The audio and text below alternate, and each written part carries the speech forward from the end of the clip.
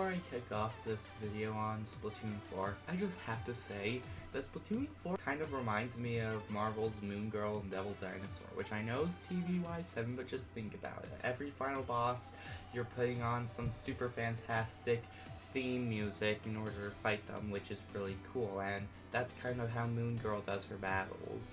Sorry, I just had to mention that, that's all. But before I get into some actual Splatoon 4 talk, please hit that luscious subscribe button, and if you enjoyed the video, please hit the like button if you enjoy it, and please hit the notification bell. Let's get into it. I've already done a video on possible theories for Splatoon 4, and the biggest thing I can remember so far is, talking about the Great Zapfish itself. Like, from what I can remember, after you beat the main game in Splatoon 2 and 3, because those are the only games I played a little bit of Splatoon 1, but not for long. But anyway, once you've beaten the main game in Splatoon 2 and 3, a deep cut and off the hook, kind of ask if the Great Zapfish got different. I think it was like, did they get smaller? I can't remember. Something like that. I definitely remember Deep Cut doing that, but the reason I'm even mentioning that is because I was thinking something could even happen to the Great Zapfish in Splatoon 4. This kind of ties in with the Grand Festival Splatfest at the end of Splatoon 3, and if you don't know what I mean, well, let me break it down for you. The winner of the Grand Festival Splatfest, which was past versus present versus future, so maybe, and since past won, what if, like, something is going to happen to the Great Zapfish? Like, each time it gets stolen, power is drained from it, like with what happened with the Octarians before, and Mr. Grizz just stealing the Great Zapfish's power to power up his rocket ship. So, what if, like, the Great Zapfish is dying, and what if the story starts out with the Great Zapfish not going missing, but with the Great Zapfish actually appearing on the news as if it was dying or something? And the single player campaign is like, the city takes place where Zapfish and Great Zapfish are actually born, so like the single player campaign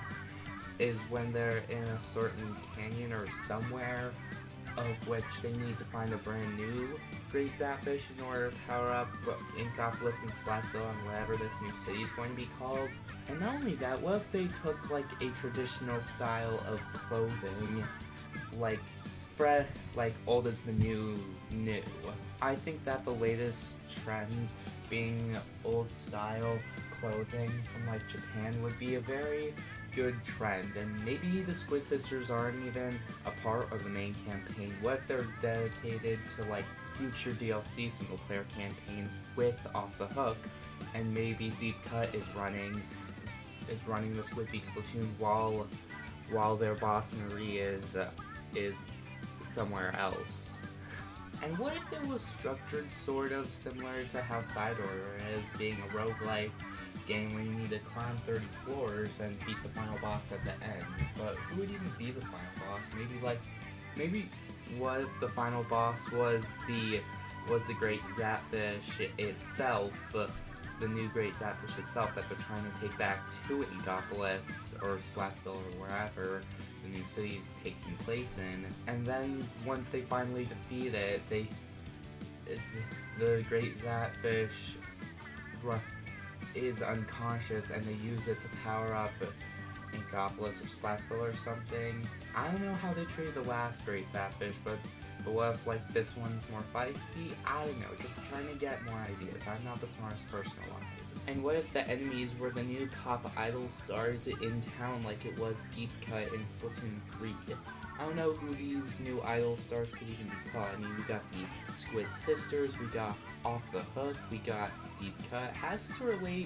Apparently it has to relate to something with human and fish interactions or something. I don't know. Comment down below what you think a good pop idol star name would be. Or heck, I think I'd rather just play as all the Inklings and Octolings from the past Splatoon games and be able to switch out and have them have their own dedicated weapons like their pallets and side order.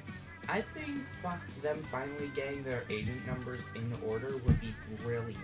And maybe even Merch is part of the Squidbeak Splatoon secretly, considering he's also a palette in side order. I think that'd be a great way to go about the Splatoon games, being able to recreate your avatars by memory, and then being able to play as every other Inkling and Octoling in Splatoon. Like, maybe we could get Callie with her roller from the manga, and Marie with her splat charger from when she sniped the absolute living lights out Callie, etc., etc. I'm sure you all get the idea at this point. And also, give the final boss a proper, final boss climax. DJ Octavio's system got old after a little while. Mr. Grizz isn't nearly as climactic as the NILS statue. Overlorder just repeated the same system and just increased the difficulty incrementally, which I wasn't a fan of, but the music set the tone perfectly, but the magic could only be experienced once as of the fact that he only takes all the color chips out of the palettes the first time you fight him. What I think makes the NILS statue so good is the fact that they put a super good twist on a classic mode in Splatoon by turning Turf War into an all-out splat it all or you lose. Seems like only the DLC in Splatoon 2 and 3 actually put twists on classic multiplayer modes with the splat zones, the turbine tower, the turf war against the NILS statue, Rainmaker, tower control on your own. You get the gist. I just want them to do this with the main story, and I want them to do something actually good for a boss fight. Make it feel truly climactic. And I'm not the right person for opinion for that. You should ask. If anything, you should listen to the majority of people. That's what you should do. Listen to the majority of what people want and take no advice from me.